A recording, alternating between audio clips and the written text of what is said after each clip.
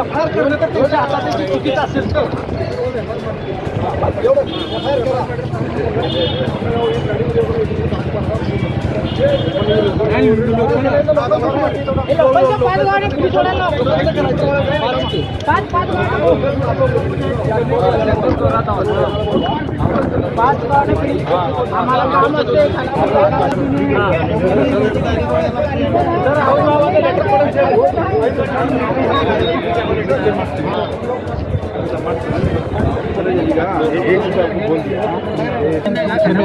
पास में जो गाड़ी है उनको एग्जाम करना है और इनका एफ.आय.आर करना दो ही डिमांड है अभी NH4A ತೋಲಕ ಗಣೇಬಿಲ್ಲ ನಾವು ಇವತ್ತಿನ ದಿವಸ ಇಲ್ಲಿ ಸ್ಟ್ರೈಕ್ ಮಾಡಿದ್ದೇವೆ. ಕಾರಣಾಂತರ ಈ ರಸ್ತೆಯಲ್ಲಿ ಯಾರ್ದ ಫಾರ್ಮರ್ಸ್ ಅವ್ರದ್ದು ಯಾರ್ದು ಹೊಲ ಹೋಗಿದೆ ಅವ್ರಿಗೆ ಕೆಲವು ಮಂದಿಗೆ ಸಿಕ್ಕಿಲ್ಲ. ಒಂದು 7-8 ತಿಂಗಳ ಹಿಂದಗಡೆ ಡಿ ಸಿ ಸಾಹೇಬರು ಇಲ್ಲಿ ಬಂದು ಪ್ರಾಮಿಸ್ ಕೊಟ್ಟು ಹೋಗಿದ್ರು. ಇಲ್ಲಿ ಅಂದರೆ ಯಾರ್ಯಾರಿಗೆ ಇದು ಫಾರ್ಮರ್ಸ್ಗೆ ಏನು ನಾವು ಅವಾರ್ಡ್ ಮಾಡ್ತೇವೆ ಅಂತ ಕೊಡಲಿ ಇನ್ನೂ ಮಟ್ಟ ಏನು ಅದು ಮುಂದೆ ಸ್ಟೆಪ್ಸ್ ಅವರು ತಗೊಂಡಿಲ್ಲ.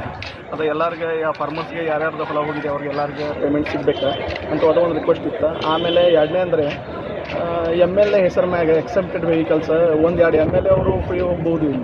ಅವರ ಹೆಸರು ಮ್ಯಾಗ ಕಡಿಮೆ ಒಂದು 8-10 ವೆಹಿಕಲ್ಸ್ ಅವರು ಫ್ರೀಯಲ್ಲಿ ಇಲ್ಲಿ ಟೋಲ್ ತುಂಬುವುದಿಲ್ಲ. ಕಂಟಿನ್ಯೂ ಇಲ್ಲಿಂದ ಅವರು ಅಡ್ಡಾಡ್ತಾರೆ. ಅಂಥ ಎಕ್ಸೆಪ್ಟೆಡ್ ವೆಹಿಕಲ್ಸ್ ಯಾವ್ಯಾವ ಇದೆ ಅದ್ರ ಮ್ಯಾಗ ಯಾವ್ಯಾವ ಎಕ್ಸ್ಟ್ರಾ ವೆಹಿಕಲ್ಸ್ ಇದಾವೆ ಅವ್ರ ಮ್ಯಾಗ ಕೇಸ್ ಆಗಬೇಕು. ಯಾಕಂದ್ರೆ ನಾವು ಇಲ್ಲಿ ಬಾಜುಕು ಇಲ್ಲಿ PH ಇದೆ, ಪ್ರೈಮರಿ ಹೆಲ್ತ್ ಕೇರ್ ಸೆಂಟ್ರ್ ಇದೆ. ನಮ್ಮ ಗಾಡಿಯಾಗ ಯಾವಾಗಲೂ ನಾವು ಪೇಷಂಟ್ಸ್ಗೆ ಹಾಕೊಂಡು ಬರ್ತೇವೆ ಇಲ್ಲಿ ತೋರಿಸ್ಲಿಕ್ಕೆ.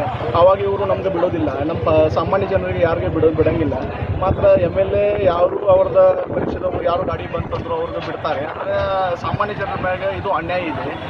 ಅದು ಬೆಳಕು ಮತ್ತೊಂದು ಅಂದ್ರೆ ಇಲ್ಲಿ ಸರ್ಕಲ್ನಲ್ಲಿ ಒಂದು 8-10 ಹಳ್ಳಿ ಇದ್ದಾವೆ 5 ಕಿಲೋಮೀಟರ್ಸ್ ರೇಡಿಯಸ್ನಲ್ಲಿ. ಅವರಿಗೆ ಎಲ್ಲರಿಗೆ ಟೋಲ್ ಫ್ರೀ ಆಗಬೇಕು.